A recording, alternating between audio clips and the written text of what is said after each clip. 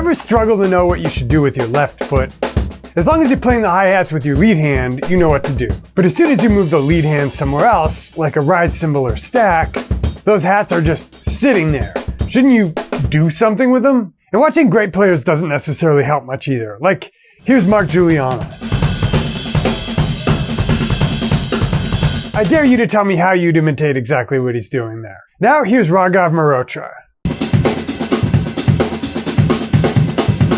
It seems like such a no-brainer to these guys. But what are you supposed to do if you're just getting started? Especially if you haven't played much jazz. Well, not to worry. In this lesson, I'm going to give you a basic playbook that'll let you rest assured you're doing what you need to do with the left foot in order to support the band, without it ever feeling forced or awkward. It's the 80-20 Ultimate Left Foot Survival Guide. Stay tuned.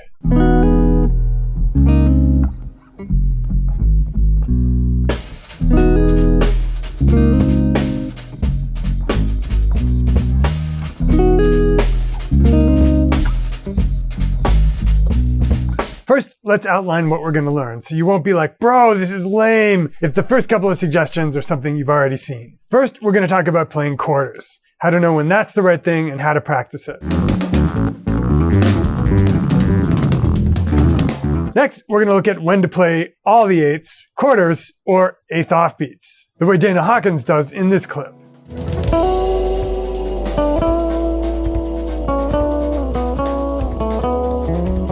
When to do it and how to practice it. Next, I'm going to give you a tool from jazz that'll let you play the left foot even more intuitively.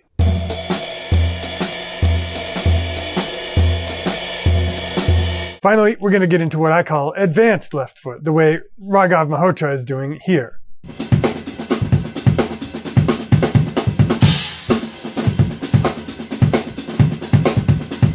Cool? Let's start with what the hi-hat is for. Check out Larnell Lewis playing a solo over What About Me in this clip. Hi-hat firmly on quarters. When you're playing with a band, it's often useful for them to know where you are. It helps all sorts of pesky stuff, like say, coming in together instead of ending up like a hot mess. Stuff like that. In that spirit, Chapter 1, you can just play quarters. Or can you? When I come in after rehearsal, I'll often see the clutch way down at the end of the lever, so you have to stomp 6 inches to close the hats. I've also seen the post warped from people playing it too hard. I think it comes from one thing, people feeling like they're losing control of the beat in a rehearsal, so they have to stomp super hard. But listen to Larnell, you don't have to do that. So first, we're just going to play a nice and relaxed, but clear chick. To do this, I'm playing heel up, which I find most adaptable to New York playing situations where you can't always control how far away from you the hats are. If it's too close to you and you try to play heel down, you might get tendinitis. But hey, do you? Anyway, for this back to basics with the hats, you want 2 things. First, you want silence after the chick, like this. Not like this. We do this by leaving a little weight on the pedal, even after we pressed it down. Cymbals want to vibrate, and the spring you're pressing against wants to resist you and make that noise when it presses back up. So we need some weight on there to mute it, but it's steady pressure. It's not stomping down like you're trying to kill a zombie. Second, you also want to control that spring sound when you're reloading to play the cymbal again. So you want to avoid this. And just to spell that out, that's 2 noises when there should just be 1. Some teachers who teach heel down teach the rocking technique. And I need to scoot back so I can demonstrate this.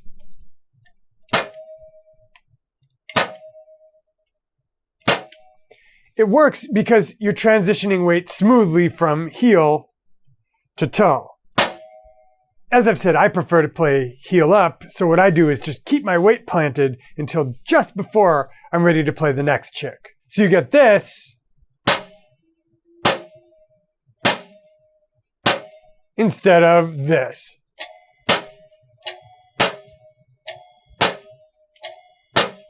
See that? There's more to this than just play it on the quarter notes, bro. Can you play the hats cleanly and consistently while you play a rock or funk beat?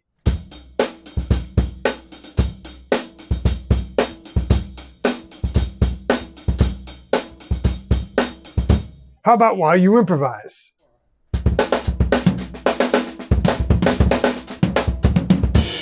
To see what a super advanced version of this might look like, here's Larnell again.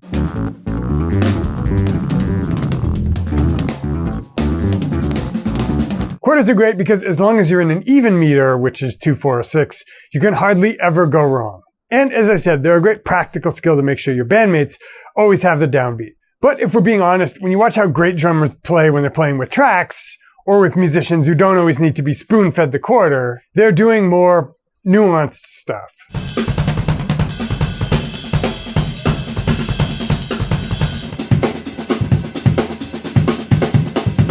So let's talk about the next level up. Hats on offbeats, eighths, and alternating. Chapter 2. Hats on offbeats and alternating. Anybody who's played any jazz is familiar with the hi-hats on 2 and 4.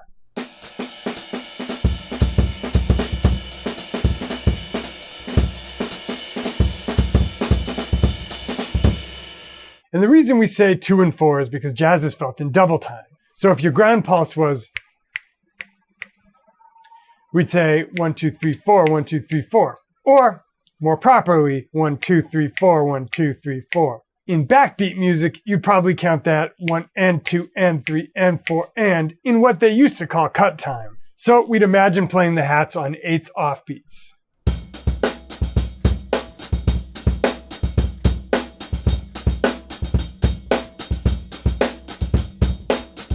When you've got the 8th note pulse at your disposal, there are really 3 places you can play the hats as an ostinato. Ostinato just means something you repeat like a loop instead of actively improvising with it all the time. So hats on 8th offbeats is a kind of ostinato as long as you maintain it. So let's look at the 3 places you might put the hats. The first we've already covered, which is quarters.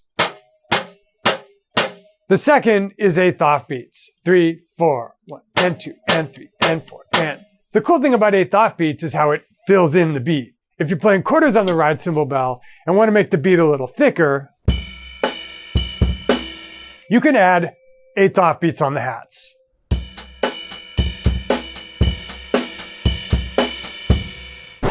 Let's touch on a quick John Danaher principle. The person whose feet dominate the inside position will always dominate the Ashigarami game. Danaher is the famous MMA and jiu-jitsu coach who's responsible for such acolytes as George St. Pierre and Gordon Ryan, who needs to stay home right now. One of the things that makes his teaching unique is he doesn't just teach each technique in isolation. He tries to derive principles and systems from them.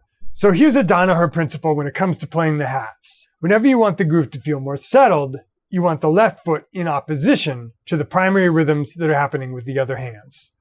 Whenever you want the groove to feel more settled, play the left foot in opposition to the primary rhythms.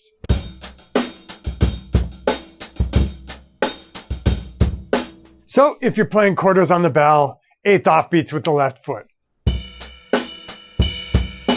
If you're playing offbeats with the bell, quarters with the left foot.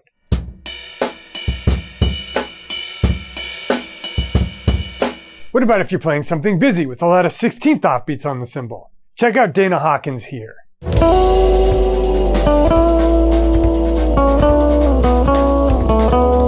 The same principle applies, but we just double the rate. If the cymbal's outlining 16th offbeats, we just play constant 8ths with the hats. 3, 4.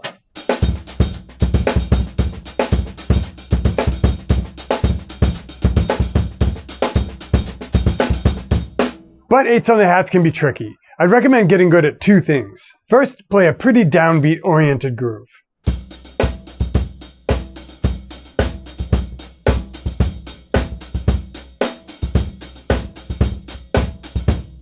Next, switch to offbeats and try to keep the spacing even.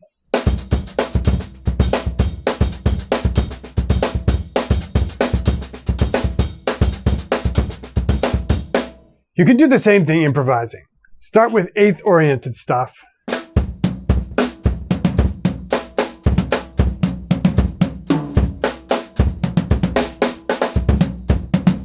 Then switch to 16th offbeat oriented stuff.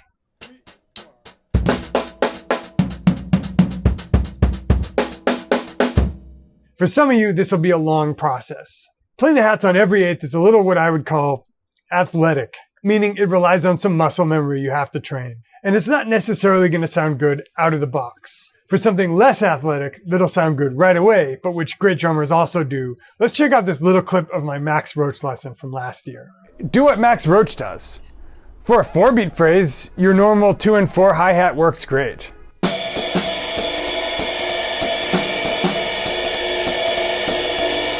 For a 3-beat phrase, try playing the hats on 2, and here I'm going to play as if I'm playing in 3 just to demonstrate.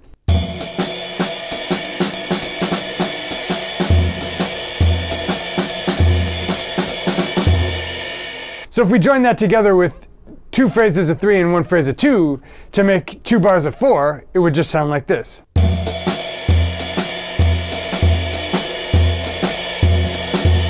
Just because you're playing hats on quarters doesn't mean you need to play them on every quarter.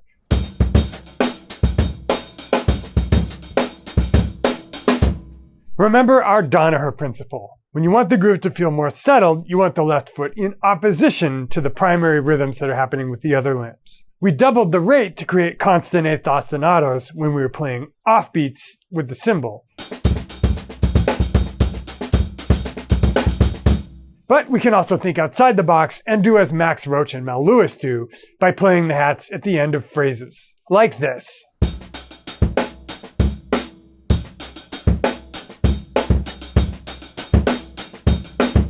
Or this.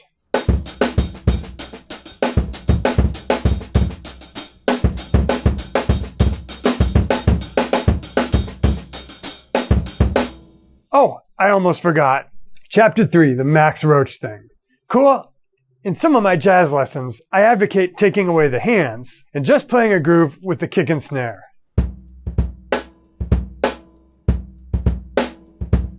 Then filling in the quarter note spaces with the left foot.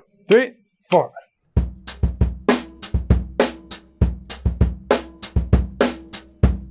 Then you can add the hands back in.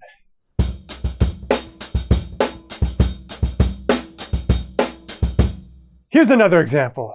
3, 4.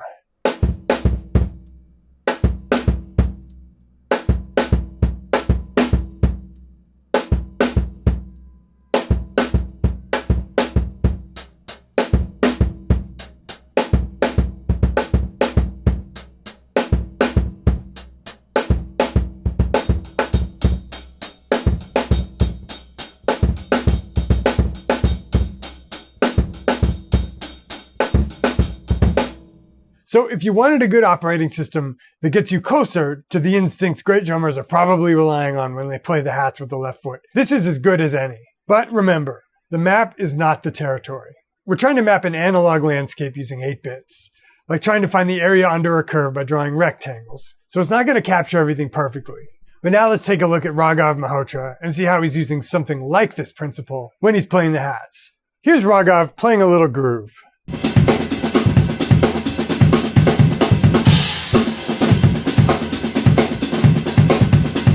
If we break this down, he's doing what we just learned, only double time.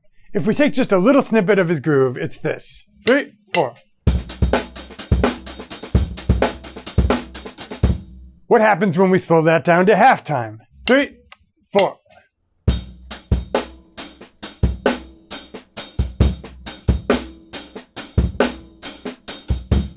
Then what if we take away the right hand? 3, 4.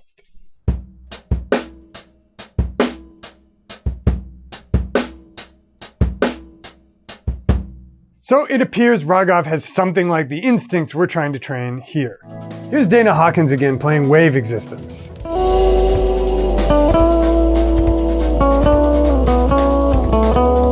As you can see, he's playing the hats on constant eighths. But what about this section?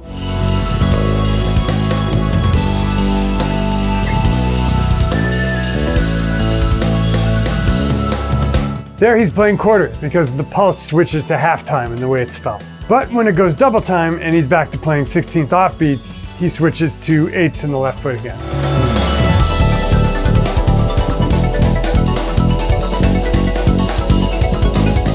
Just let that wash over you for a second. How hot does that sound? What the constant eighth allows is Dana to make phrases like this. 3, 4.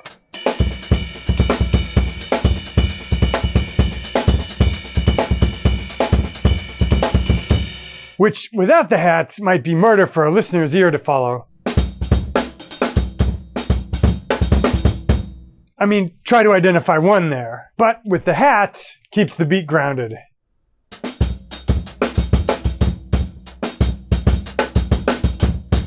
And that's how you get the gig.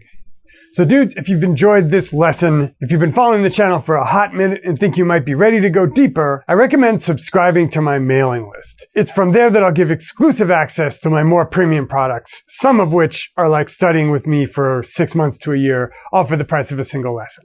Subscribing to the mailing list, however, is completely free. And if you'd like to grab the transcription of the exercises in this lesson and also get a sub to the mailing list, or not, you can grab the transcription and not subscribe. I've got a singular link for you to click below. Just click that link, choose an option on the next page, and I'll shoot you those transcriptions, either with a sub to my mailing list or not. Dudes, it's been real. Always enjoy it. Check you in the next one.